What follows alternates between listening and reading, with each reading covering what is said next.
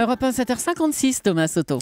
Quand Emmanuel Petit veut défendre son copain Thierry Henry, qu'il estime injustement mal aimé en France, il ne fait pas les choses à moitié. Bonjour Danny Cohn-Bendit. Bonjour Thomas. Dans l'interview qu'il a accordée à Sport.fr, le champion du monde 98 lâche cette phrase.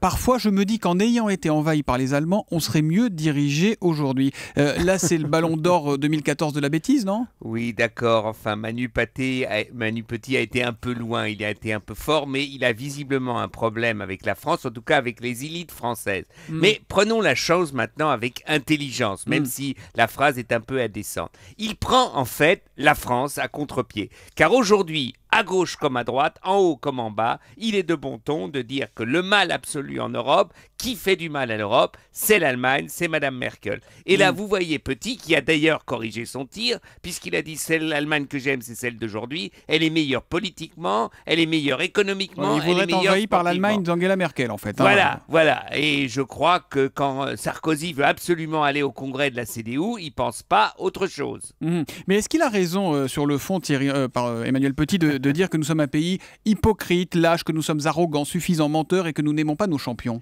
Non, là, je crois qu'il se trompe. La France adore ses champions. La France adore les champions qui gagnent.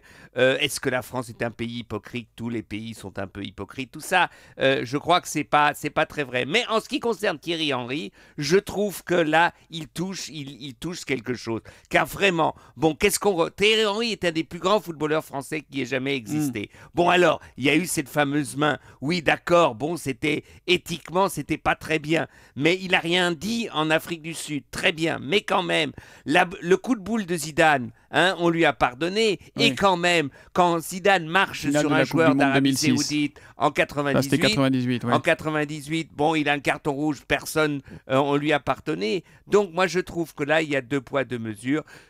Thierry Henry est un des plus grands, et puis comme tout être humain, il a aussi ses petits défauts, mais qui n'en a pas Vous, évidemment. Si vous étiez sélectionneur de l'équipe de France, Thierry Henry contre le Brésil, match amical 26 mars 2015, vous le faites jouer pour lui rendre hommage ou pas ? Absolument, je le fais rentrer dans le dernier quart d'heure au moins, si ce n'est dans la dernière demi-heure, et je lui donne le brassard de capitaine. Ça serait vraiment une image extraordinaire, et le public du Stade de France pourrait l'acclamer en disant « Titi, Titi, Titi, il l'a bien mérité ». Titi, titi, titi. Bah, si on entend ça, on saura que c'est du Danny Cohn-Bendit. L'humeur de Danny, c'est tous les matins à 8h-5 sur Europe 1. À demain, Danny. À demain, Thomas.